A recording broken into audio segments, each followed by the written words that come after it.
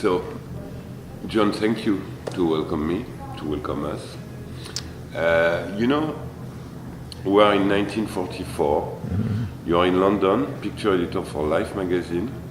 You sent some photographers to Normandy.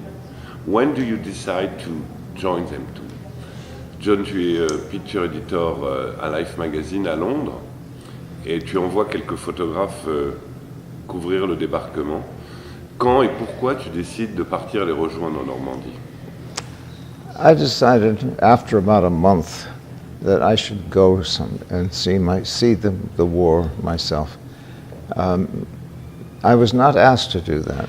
In fact, my boss in New York, Wilson Hicks, was unhappy that I decided to go to Normandy. He said, "Your job is in London." But I felt I should learn more of what it's like to cover the war, and by being there, and so I created a job. I made it up to be the pool editor for the Western Front. And I sold the public relations officers in London on the idea.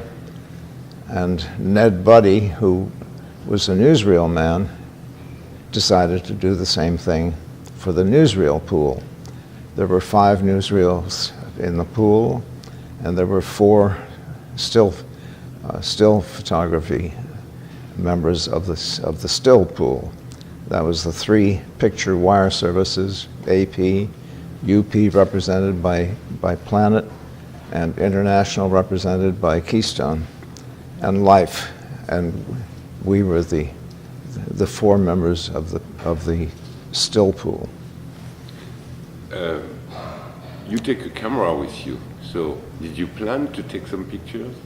Tu as pris ton appareil photo, donc est-ce que tu avais déjà dans l'idée de faire des photos? I took a camera mainly because I thought maybe sometime I will be in a situation where there's no photographer, and it's good to have a camera. I didn't take myself seriously as a photographer at all. How many rolls did you take with you? Combien de rouleaux tu as pris avec toi? I guess 14 or 15, not more than 15, and not fewer than 12. And how long did you stay in Normandy, Brittany? I was there 4 weeks. 4 weeks. Yeah. Tu es resté 4 semaines. Yeah. Alors, maintenant la question que je voudrais poser, c'est pourquoi ces photos restent dans ton tiroir pendant des années, des dizaines d'années? Why did you keep your rolls for years and years, hidden from everybody except the 2 pictures? Well, I used 1 or 2 pictures with stories I did about photography. I wrote for Popular Photography a lighthearted story called "Photographers Won the War," because even then I thought pictures were very important, and pictures, to get a picture of victory or of triumph in the field, was very important. Let's face it, the journalists in London were propagandists. We were not neutral. We wanted to defeat Hitler and the Nazis. It was a very serious business, and we submitted to censorship. That didn't bother us. We took it for granted that we would not expose things like troop movements and secret weapons. But there was no heavy censorship. What was censored was what was not taken. The things that were not taken. For example, the faces of American dead were taboo. It was a rule for Life anyway. It was a rule not just for Life, but for everybody, not to photograph the faces of American dead, because it would be offensive to their families. But in Normandy, I photographed the hand of a dead American. I think it's one of my better pictures, and I think it's an important picture because it's important to show that in war there's great sacrifice, and war is conducted at a great price.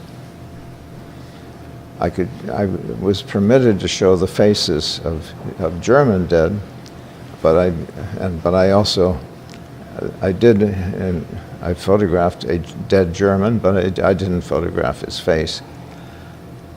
The kind of thing I'm talking about that does not get covered in the war is the brutality on both sides.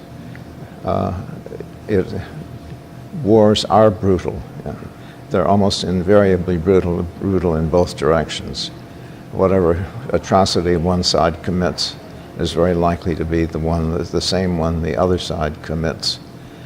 And take aerial war is the most inhuman of all wars because it's mechanical, it's impersonal. The faces of the enemy are not even seen. Thousands of people are killed. Millions of people were killed in World War II through aerial war, which is incredibly uncivilized.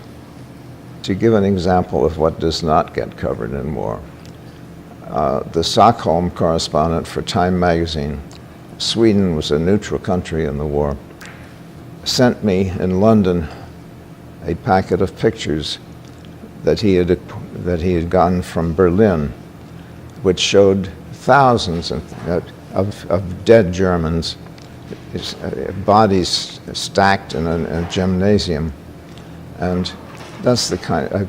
And I took them to the censors to try to send them on to my editors in New York.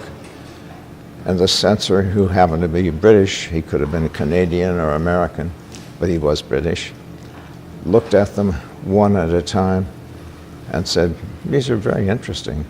You may have them after the war." So for 68 years, nobody knows your picture except two of them. Then suddenly, an exhibition in Perpignan, an exhibition in Gacilly, a book, beautiful one. So you are one of the most well-known photographers today. Are you surprised with that? It's wonderful to be discovered at 97. I can't believe it. Do you enjoy to become such a well-known photographer? Well, I love it. I can't get used to it. Thank you, John. Thank you. Okay.